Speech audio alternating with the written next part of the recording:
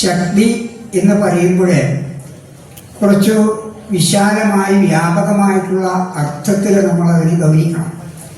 കാരണം ഇന്നത്തെ യുഗം IT യുഗമാണ്. ഇൻഫർമേഷൻ ടെക്നോളജി അതിൻ്റെ പാരമ്യത്തിലെത്തി നിൽക്കുന്ന കാലഘട്ടം. മാത്രമല്ല ഇനിയിപ്പോൾ അതിനോട് ചേർന്ന് വരുന്നത് AI ആണ്, ആർട്ടിഫിഷ്യൽ ഇൻ്റലിജൻസ്.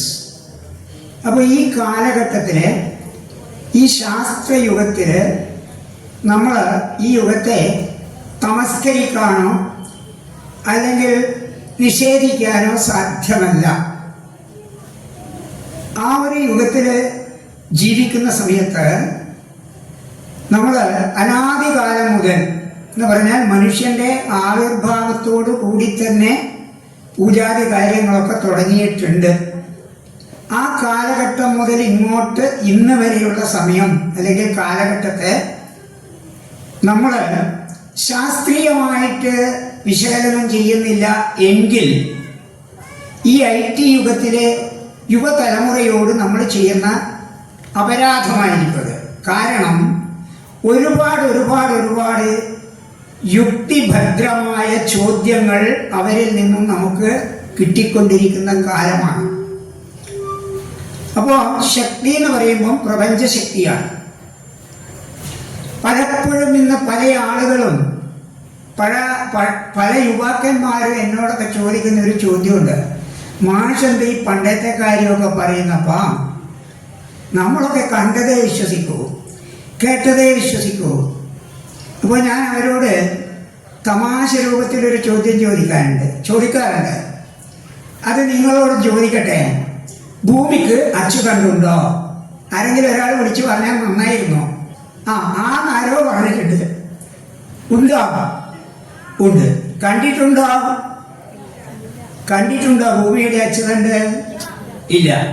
ഇല്ല എന്ന് പറയാൻ ധൈര്യമുണ്ടോ? ഭൂമിക്ക് അച്ചുതണ്ടില്ല എന്ന് പറയാൻ ധൈര്യമുണ്ടോ? അത് യാഥാർത്ഥ്യമാണോ? അല്ല. അച്ചുതണ്ടുണ്ട്. എന്നാൽ അച്ചുതണ്ടുണ്ടെങ്കിൽ അത് കാണണ്ടേ? കണ്ടിട്ടില്ല.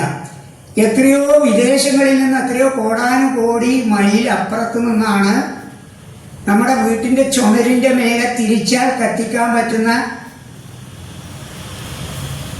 പാചകവാതകം ഒന്ന് തിരിച്ചാൽ മതി, നമുക്ക് കത്തിക്കാം. കടലിൻ്റെയൊക്കെ അടിയിലെ കൂടിയാണ് പോലും പൈപ്പൊക്കെ ഇട്ടിട്ട് കൊണ്ടുവരുന്നത് എന്നാണ് അറിഞ്ഞത്. പക്ഷെ എവിടെ കുഴിക്കുമ്പോഴും തുരക്കുമ്പോഴും ഭൂമിയുടെ അച്ചുതണ്ട് എവിടെയും തടസ്സമാവുകയോ അതിനോട് മുട്ടുകയോ ചെയ്തിട്ടില്ല. പക്ഷേ അച്ചുതണ്ടുണ്ട് എന്നാണ്. ഇതൊക്കെ കണ്ടതേ വിശ്വസിക്കൂ എന്ന് പറഞ്ഞാൽ ഇതെന്ത് ചെയ്യും? നിന്റെ ഉത്തരം എന്താ? അപ്പോൾ കാണാതെ വിശ്വസിക്കേണ്ടി വരും. സൂര്യൻ കിഴക്കുതിച്ച് പടിഞ്ഞാറ് അസ്തമിക്കുന്നു. ശരിയോ തെറ്റോ? തെറ്റാണ്. അപ്പോൾ പിന്നെ ഈ തെറ്റാണ് ഇന്നും സ്കൂളിൽ ആദ്യഘട്ടത്തിൽ പഠിപ്പിക്കുന്നത്. ഞാനും പഠിപ്പിച്ചാൽ തന്നെയാണ്. സൂര്യൻ കിഴക്കുതിച്ച് പടിഞ്ഞാറ് അസ്തമിക്കുന്നു. അത് സത്യമാണോ അസത്യമാണോ? അസത്യമാണ്, കള്ളത്തരാണ്. എന്നാൽ സത്യമല്ലേ? സത്യവുമാണ്. ഇപ്പോൾ സത്യം രണ്ട് തരത്തിലുണ്ട്. ഒന്ന് സ്ഥായി സത്യം, മറ്റൊന്ന് വ്യാവഹാരിക സത്യം. വ്യവഹാര ജീവിതത്തിൽ, നമ്മുടെ ഭൗതിക ജീവിതത്തിൽ നമുക്ക് അനുഭവപ്പെടുന്ന സത്യത്തെ ഇല്ല എന്ന് നിഷേധിക്കാൻ ആർക്കും സാധ്യമല്ല. ആ അനുഭവമാണ് സൂര്യൻ കിഴക്കുതിച്ച് പടിഞ്ഞാറ് അസ്തമിക്കുന്നു എന്നുള്ളത്. കാരണം ഭൂമി പടിഞ്ഞാറ് നിന്ന് കിഴക്കോട്ട് കറങ്ങുന്നത് കൊണ്ട് നമുക്കിങ്ങനെ അനുഭവപ്പെടുന്നു. ആ അനുഭവത്തെ ഇല്ല എന്ന് പറയാൻ നമുക്ക് സാധ്യമേ അല്ല. അതിൻ്റെ പേരാണ് ഗൗണസത്യം. ഗണിക്കാതിരിക്കാൻ നിവൃത്തിയില്ല. അതിൻ്റെ സ്ഥായി സത്യം എന്താണ്? സ്ഥിരമായിട്ട് നിൽക്കുന്ന സത്യം എന്താണ്? അതാണ് സൂര്യൻ ഉദിക്കുന്നുമില്ല, സൂര്യൻ അസ്തമിക്കുന്നുമില്ല. അപ്പൊ എല്ലാത്തിനെയും വിശകലനം ചെയ്യുമ്പോൾ ഈ IT യുഗത്തിൽ നമുക്ക് യുക്തിയില്ലെങ്കിൽ ഭക്തിയില്ല. വെറും കേവലം ഭക്തി കൊണ്ടിന്ന് മുന്നോട്ട് പോകാൻ സാധ്യമേ അല്ല. ഭക്തിക്ക് അത്യന്താപേക്ഷിതമായിട്ട് 3 ഘടകങ്ങൾ വേണം. ഭക്തി, ശക്തി, യുക്തി.